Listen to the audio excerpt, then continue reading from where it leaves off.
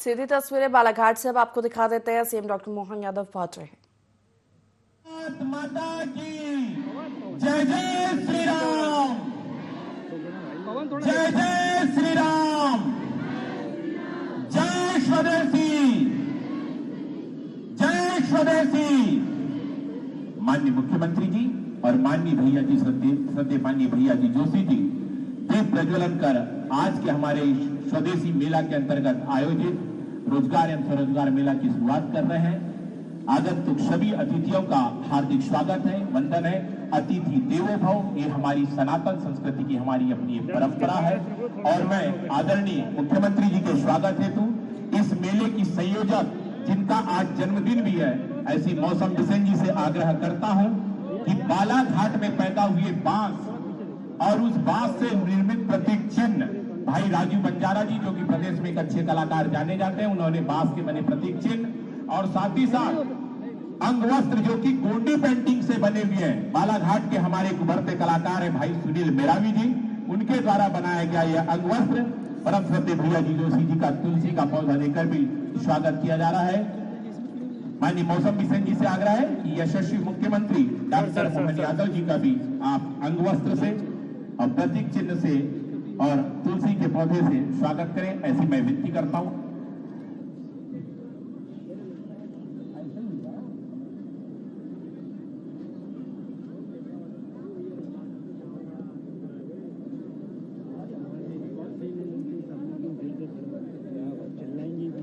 मेले की हमारी जो स्वदेशी मेला, इसकी संयोजक मौसम बिसेन जी आज के हमारे मुख्य अतिथि आदरणीय मोहन यादव जी का स्वागत कर रहे हैं। जोरदार तालियां अपने यशस्वी लाडले मुख्यमंत्री डॉक्टर मोहन यादव जी के सम्मान में।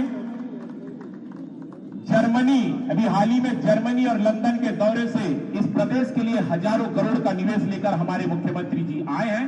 हम बालाघाट की पावन धरा में एक बार उनका पुनः अभिनंदन करते हैं। माननीय अजय पत्की जी हमारे बीच उपस्थित है, सत्यनारायण अग्रवाल जी से निवेदन है कि स्वागत करें। उसी तरीके से माननीय आदरणीय श्रीमती अमिता पत्की जी भी हमारे बीच उपस्थित है। भारती ठाकुर जी नगर पालिका अध्यक्ष, आपसे निवेदन की स्वागत करें। माननीय सुधीर दाते जी, आपके स्वागत के लिए मैं माननीय ललित एड़े जी, जो कि इसमें ललित एड़े जी से निवेदन है कि आप माननीय सुधीर दाते जी का स्वागत करें। माननीय आरपी माहेश्वरी जी, इनके स्वागत के लिए मैं संजय मिश्रा जी से आग्रह करता हूं। हमारे बालाघाट जिले के यशस्वी प्रभारी मंत्री श्रीमान राव उदय प्रताप सिंह जी भी हमारे बीच उपस्थित है। संजय खंडेलवाल जी से निवेदन है कि प्रभारी मंत्री जी का स्वागत करें। ऋषभ भाटिया से निवेदन कि हमारे नेता गौरी भाव का स्वागत करें। मुस्कान चौरसिया हमारी यशस्वी सांसद भारती पारती जी का स्वागत करें। दिलीप चौरसिया जी, गौरव पारती जी का स्वागत करें। विधायक कटंगी का, लांजी विधायक भाई राजकुमार करराय जी के स्वागत के लिए आदित्य राहंगडाले जी, हमारे बालाघाट भारतीय जनता पार्टी के जिला अध्यक्ष रामकिशोर कावरे जी के स्वागत के लिए मोहित राणा जी, प्रदीप जायसवाल जी पूर्व विधायक, आपके स्वागत के लिए मैं जैनेन्द्र कटरे जी को आमंत्रित करता हूं। पूर्व विधायक भगत नेताम जी के लिए भाई लालू चावड़ा जी, आप भगत नेताम जी का स्वागत करें। भाई विकास सोनी से आग्रह है कि आप रमेश रंगलानी जी हमारे अतिथि, उनका स्वागत करें। अर्चना गुप्ता जी, आपसे निवेदन है कि आप लता इलकर जी का स्वागत करें। सिवनी हमारे निकट के जिले के यशस्वी जिला अध्यक्ष भाई आलोक, मैं क्षमा चाहूंगा कि हमारे बीच में हमारे पशुपालन मंत्री आदरणीय लखन पटेल जी भी हमारे बीच में उपस्थित हैं। मैं अनिल दुआरे जी, आपसे निवेदन करता हूं कि आप हमारे मध्य प्रदेश शासन के पशुपालन मंत्री आदरणीय लखन पटेल जी का अंगवस्त्र से और प्रतीक चिन्ह से स्वागत करें, ऐसी आपसे विनती करता हूं। हमारे बीच में भाई आलोक दुबे जी,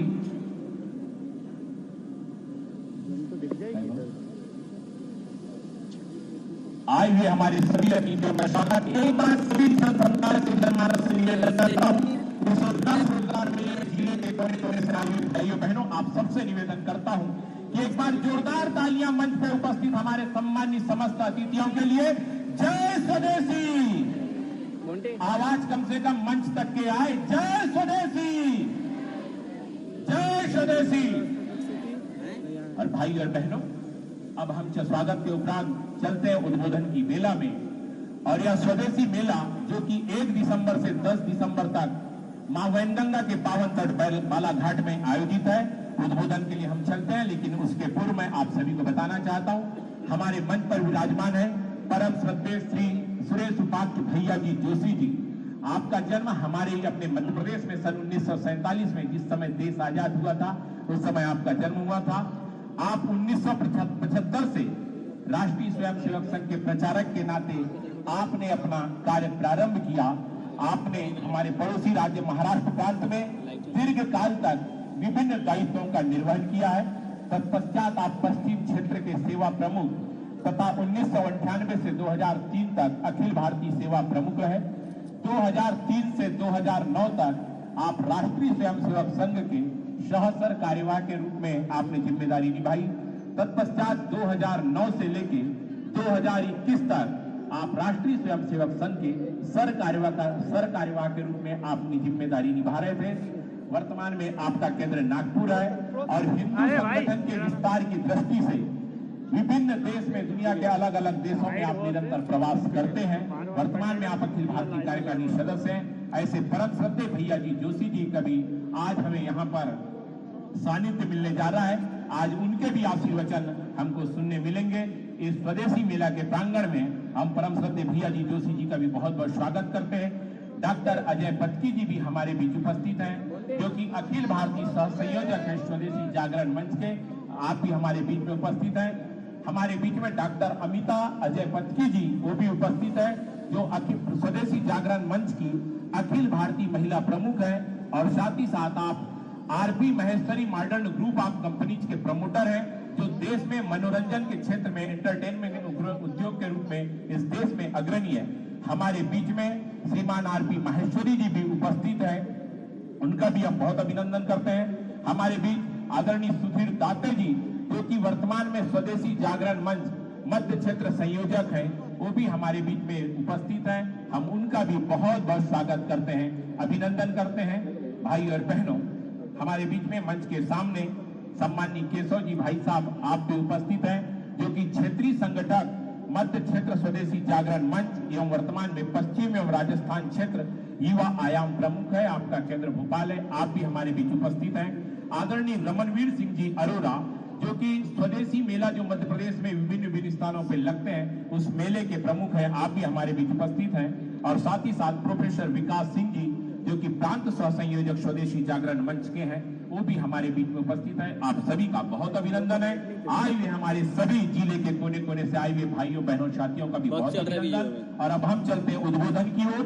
और इस मेले की और रोजगार स्वरोजगार मेला की प्रस्तावना के लिए मैं इस मेले की संयोजक आदरणीय मौसम बिसेन जी, उन्हें मैं ससम्मान आमंत्रित करता हूं कि इस मेले की प्रस्तावना रखें। आदरणीय मौसम बिसेन जी। बोलिए भारत माता की। दोनों हाथ ऊपर करके भारत माता की, भारत माता की। स्वदेशी जागरण मंच बालाघाट के निमित्त आयोजित आज के स्वदेशी मेला, जिसमें रोजगार स्वरोजगार मेला, इसमें हमारे अतिथि के रूप में परम श्रद्धेय आदरणीय भैया जी जोशी जी भाई साहब हमारे बीच उपस्थित हैं। हम सब की हौसला अफजाई करने मध्य प्रदेश के मुख्यमंत्री डॉक्टर मोहन यादव जी हमारे बीच उपस्थित हैं। मंच पर सभी हमारे सम्मानीय जन, हमारे दोनों मंत्रीद्वय, आदरणीय सांसद महोदय, सभी विधायकगण उपस्थित, हमारे संगठन परिवार के सभी सम्मानीय अतिथिगण, मैं आप सभी का स्वागत करती हूँ, वंदन करती हूँ, अभिनंदन करती हूँ। मैं चाहूंगी दोनों हाथ ऊपर उठाकर तालियों की गड़गड़ाहट से सभी सम्मानीय अतिथियों का स्वागत होना चाहिए। भारत माता की। मेरे भाइयों और बहनों, ये महज एक स्वदेशी मेला नहीं है, ये सिर्फ मनोरंजन का मेला नहीं है, ये संगम है उन भावों का जो चाहते हैं कि जिस मातृभूमि में हमने जन्म लिया है, वो हमारी माँ, हमारी भारत माँ उस परम वैभव तक पहुंचे। अर्थव्यवस्था की दृष्टि से ये संगम है उस भावों का कि इस देश की मातृशक्ति आत्मनिर्भर बने।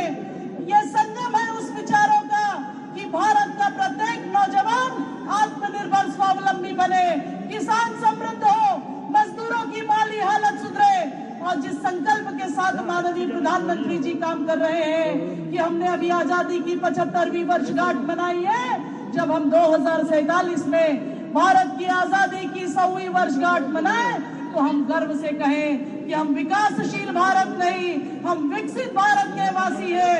उन उद्देश्यों के पूर्ति के लिए यह स्वदेशी मेले का आयोजन पहली बार बालाघाट में 1 दिसंबर से 10 दिसंबर तक आयोजित किया जा रहा है। विभिन्न कार्यक्रमों के माध्यम से हर तरीके से जो हमारे प्रधानमंत्री जी चाहते हैं कि मेरे देश के नौजवान रोजगार लेने वाले नहीं, रोजगार देने वाले बने, मेरी महिलाएं सशक्त हो, जिन 4 जाति की वो बात करते हैं, महिला, युवा, किसान, मजदूर सभी समृद्ध हो और आने वाले समय में भारत की अर्थव्यवस्था तीसरे पायदान पर हो, इसी संकल्प के साथ हम सब हैं। मैं पुनः सभी अतिथिगणों का और उपस्थित मेरे सभी नौजवान भाई और बहनों का बहुत बहुत स्वागत करती हूँ, वंदन करती हूँ, अभिनंदन करती हूँ।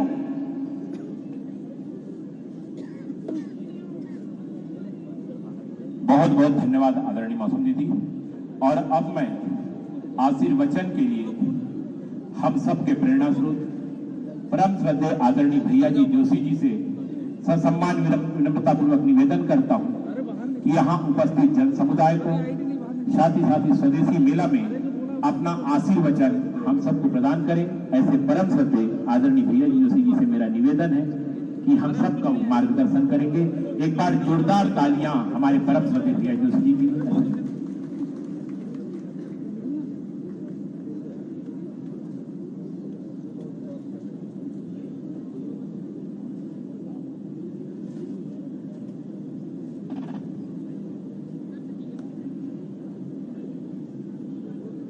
आज के इस आयोजन में मंच पर उपस्थित अपने मध्य प्रदेश राज्य के सम्माननीय मुख्यमंत्री मोहन यादव जी, स्वदेशी जागरण मंच के अजय पत्की जी, श्रीमती पत्की जी, सुधीर दाते जी, महेश्वरी जी और इस मेला आयोजन के सभी आयोजक और इतनी बड़ी संख्या में उपस्थित छात्र वृंद, बहनों तथा भाइयों, ये तो एक मेला हम सबके जीवन में एक दिशा देने वाला बनने वाला है। हम देशभक्त बनेंगे यानी स्वदेशी बनेंगे। एक बात हम हमेशा याद रखते हैं कि औरों के दूसरों के गुणगान करने से हम समर्थ नहीं बनते। हमें समर्थ बनने के लिए हमें ही संकल्प लेना पड़ता है, हमें ही कोशिश करनी पड़ती है। 1948 में देश स्वतंत्र होने के बाद हम एक दिशा में ये देश चल पड़ा है। आज विश्व की स्पर्धा में हम खड़े हैं। यहाँ के वैज्ञानिक जिन्होंने अपनी विज्ञान की सारी शक्ति लगाकर साधना करते हुए एक विज्ञान के जगत में अपना एक स्थान निर्माण किया है। होमी बाबा से प्रारंभ होकर अभी अपने राष्ट्रपति रहे ऐसे स्वर्गीय अब्दुल कलाम जी तक हमने जैसे ऊर्जा के क्षेत्र में काम किया है, हमने प्रसार माध्यमों के क्षेत्र में काम किया है।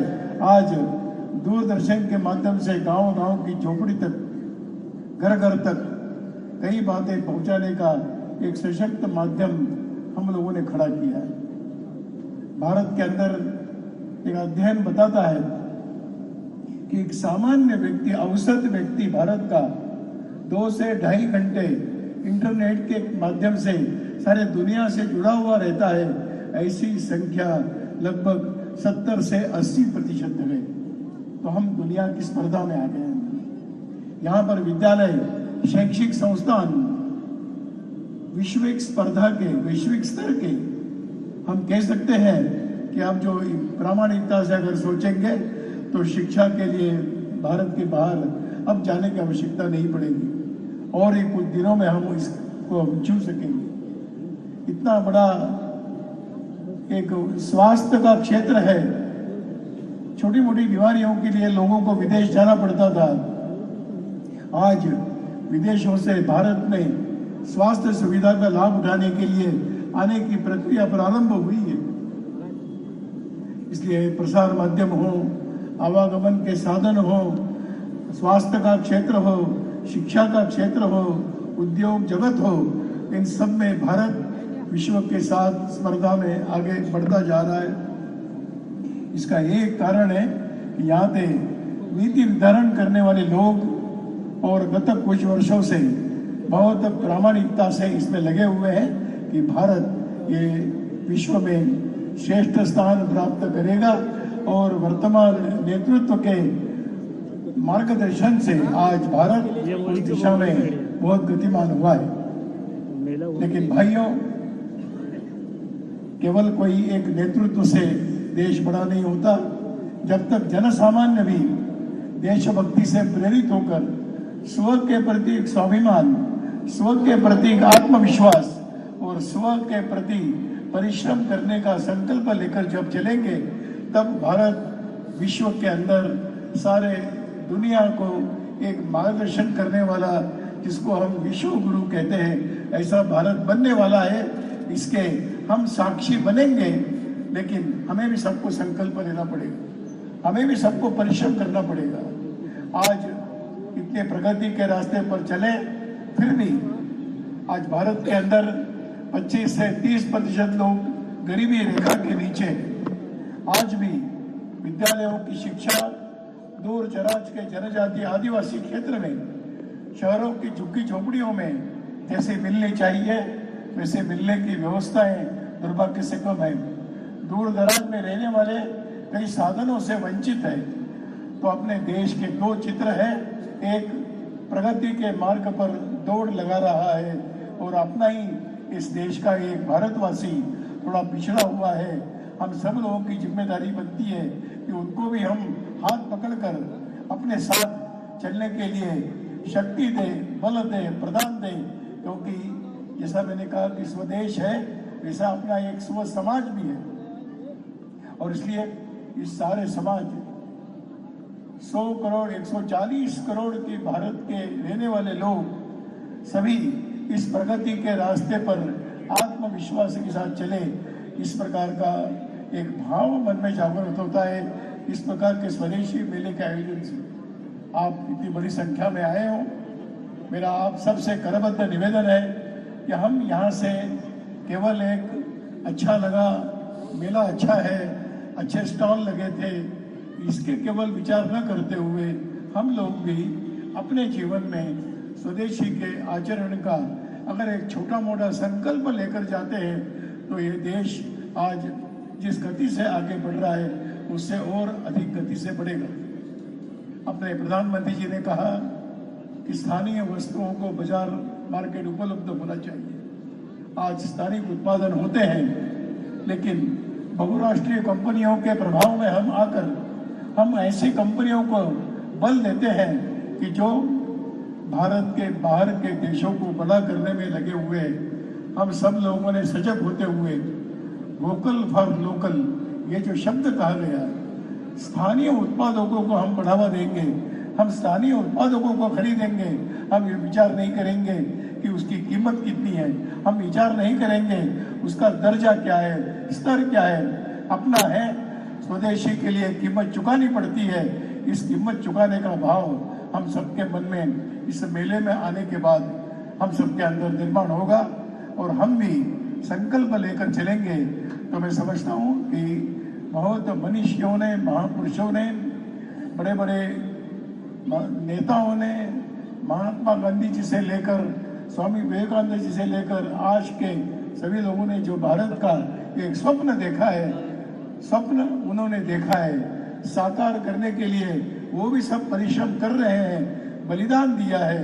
आज की पीढ़ी को हम सबको इतना ही करना है कि उनके बताए रास्ते पर हम चले और भारत को फिर एक बार विश्व के गुरु के स्थान पर विश्व का मार्गदर्शन करने वाली भारत माता हो।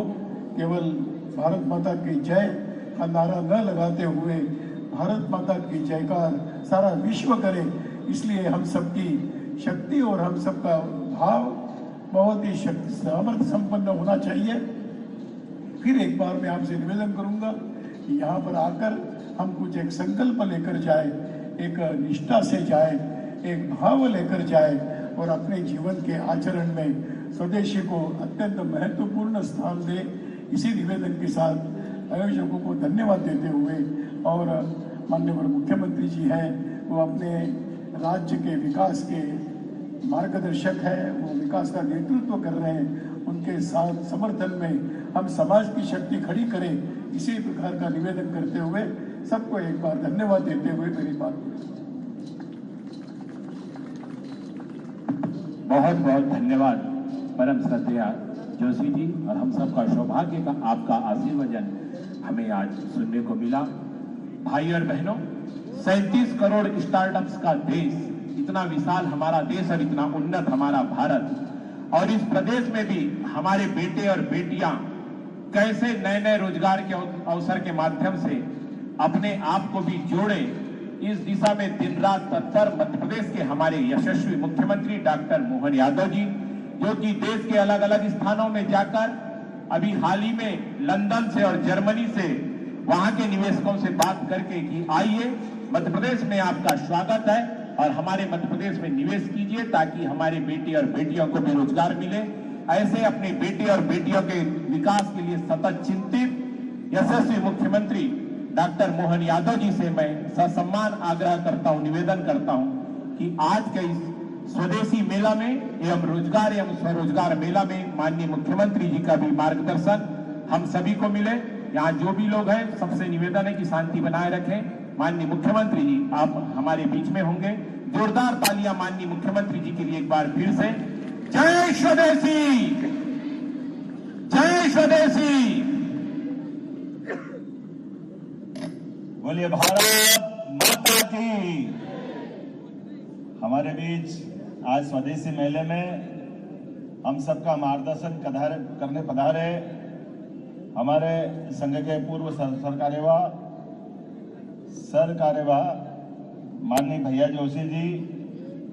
भैया जी का आना ही अपने आप में ऊर्जा देने के लिए उन्हें समूचा मार्गदर्शन किया। जोरदार ताली बजाकर अभिनंदन करें माननीय भैया जी, खास तौर पे अपने देश के लिए, अपनी संस्कृति के लिए समूचा जीवन देने वाली एक लंबी मालिका हमारे यहाँ है, और ऐसे अच्छे कामों को लगातार बढ़ावा देते हुए आप खास तौर पे नागपुर से बाय रोड यहाँ आए और इसी स्वदेशी मेले की अवधारणा को आगे बढ़ाने के लिए आज हमारे मंच पर मौजूद हैं अखिल भारतीय सह संयोजक श्रीमान अजय पतकी जी, डॉक्टर सुधीर दाते जी, दोनों हमारे क्षेत्रीय सह संयोजक, अखिल भारतीय सह संयोजक और क्षेत्रीय संयोजक डॉक्टर सुधीर दाते जी, आरपी माहेश्वरी जी मध्य क्षेत्र के कोष प्रमुख हैं।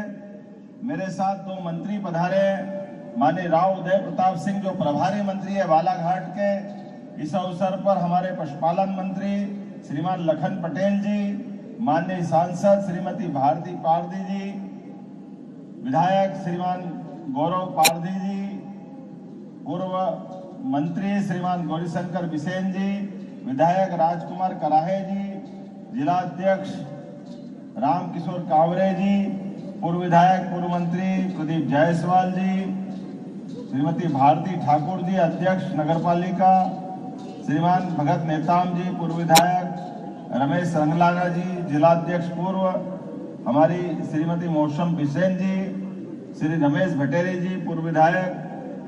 बहुत सारे नाम ले सकता हूं, लेकिन जोरदार ताली बजा के पूरे मंच का अभिनंदन करें आनंद के साथ।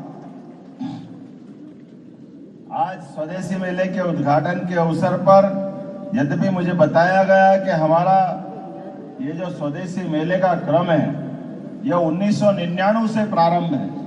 1999 में पहला मेला लगा और पहले मेले के बाद लगातार एक के बाद एक मूल रूप से बंबई से शुरू हुई यात्रा हर साल हर क्षेत्र में, और मुझे इस बात की प्रसन्नता है यशस्वी प्रधानमंत्री भी स्टार्टअप के माध्यम से इन्हीं बातों को प्रोत्साहन देते हैं। जोरदार अभिनंदन माननीय नरेंद्र मोदी जी का भी ताली बजा के उनका हम अपने अच्छे कामों को लेकर के। मोदी जी की बहुत सारी शुरुआत और हमारे लिए ये स्वदेशी मेले का मूल आयोजन, ये सच्चे अर्थों में आप अतीत के काल से स्मरण करें, इस देश में गुलामी का दौर अंग्रेजों के द्वारा जो लाया गया, तो उसका सबसे बड़ा कारण हमारी स्वदेश के अंदर हमारी जो उत्पादक क्षमता थी, जो हमारी बौद्धिक क्षमता थी, दुनिया के अंदर भारत की एक विशेष पहचान थी। लेकिन धीरे धीरे करके हमारे पूरे स्वदेशी लघु उद्योग, मध्यम श्रेणी उद्योग या हमारी उद्यमशीलता पे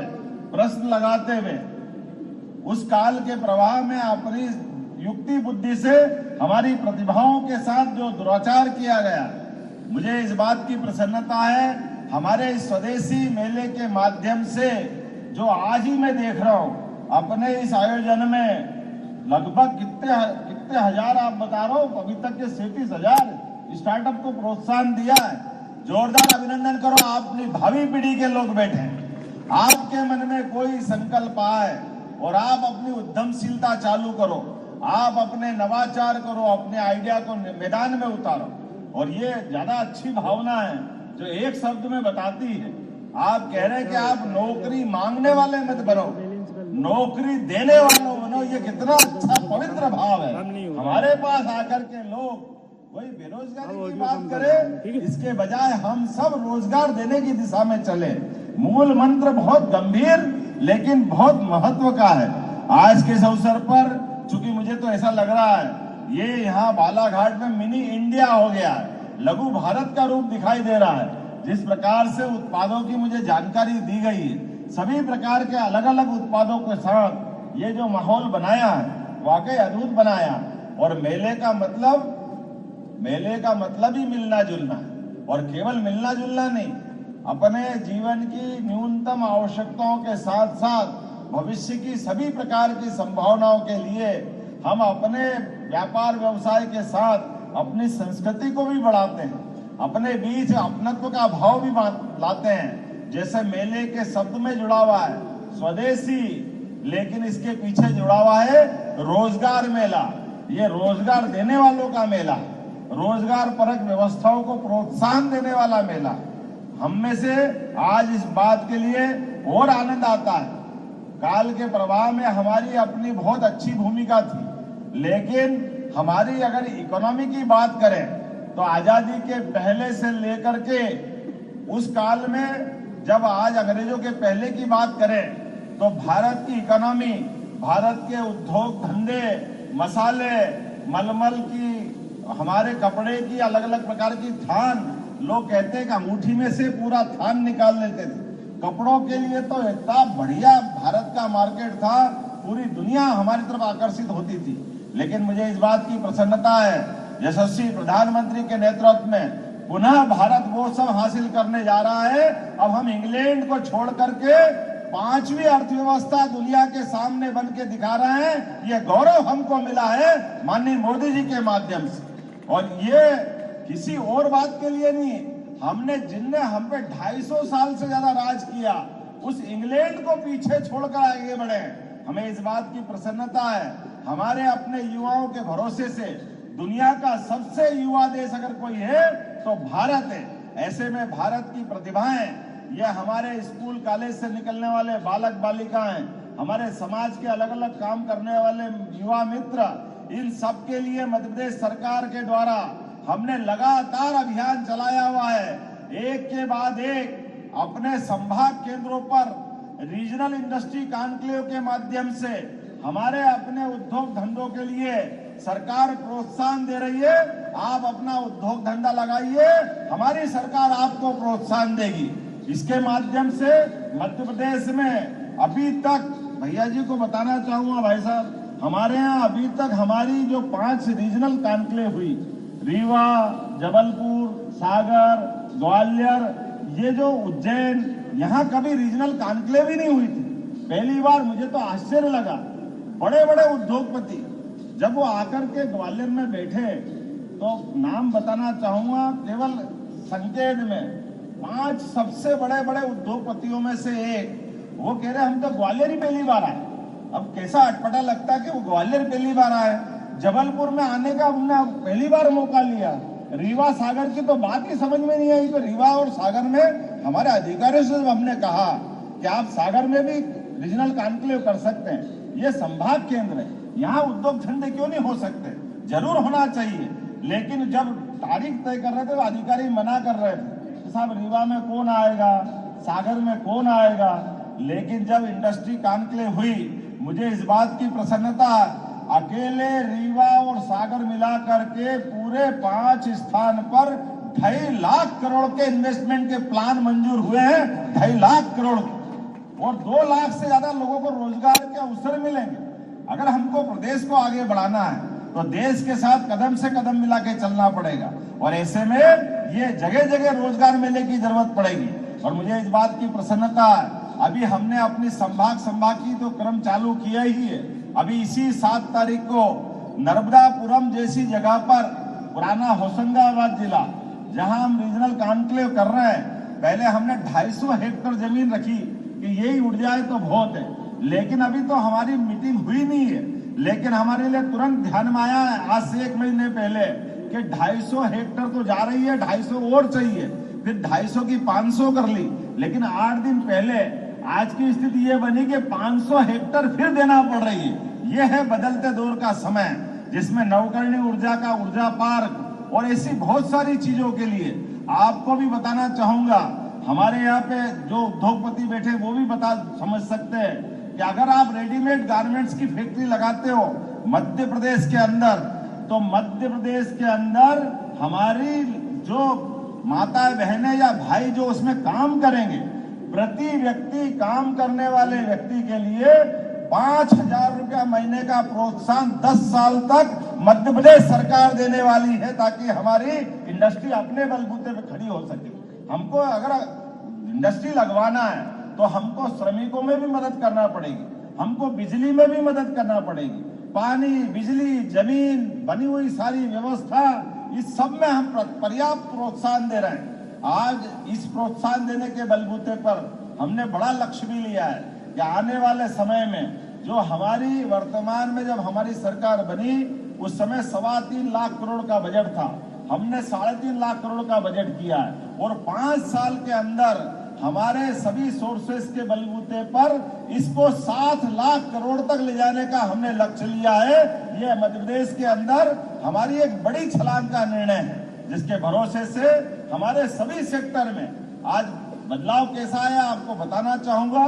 2003-4 तक हमारे प्रदेश के अंदर केवल 5 मेडिकल कॉलेज थे। जब इतना बड़ा प्रदेश और इतना बड़ा देश, ऐसे में मध्य में बना हुआ मध्य प्रदेश, तो 5 मेडिकल कॉलेज के बलबूते पर जब हमारे आज की स्थिति में 2003-4 से लगा करके 2024 तक अभी हमारे 17 मेडिकल कॉलेज चल रहे हैं गवर्नमेंट। ये हमारी अपनी 12 मेडिकल कॉलेज हमने ये 20 साल में खोले, लेकिन मैं बताना चाहूंगा कि 13 मेडिकल कॉलेज प्राइवेट भी है, अर्थात 30 मेडिकल कॉलेज हमारे अपने बनकर तैयार हुए, और 1 साल के अंदर 12 मेडिकल कॉलेज फिर लोकार्पित करेंगे। हमने पीपीपी मॉडल पे भैया जी एक निर्णय किया है कि मेडिकल कॉलेज के लिए हमको क्यों अपना हॉस्पिटल अलग से बनाओ, पूरा कैंपस बनाओ। सरकारी हॉस्पिटल हमारा है, उस सरकारी हॉस्पिटल में डॉक्टर भी है, नर्स भी है, पैरामेडिकल स्टाफ भी है, उसको जोड़ करके मेडिकल कॉलेज बना दो। पूरी दुनिया में ऐसा होता, केवल भारत में ये नाटक था कि नहीं अलग से आप अपना मेडिकल कॉलेज वाले हॉस्पिटल अलग बनाएंगे, वो वहां अपनी चिंता करेंगे। हमने कहा इसकी जरूरत नहीं, तो इस बलबूते पर 12 मेडिकल कॉलेज के हमने टेंडर लगा दिए।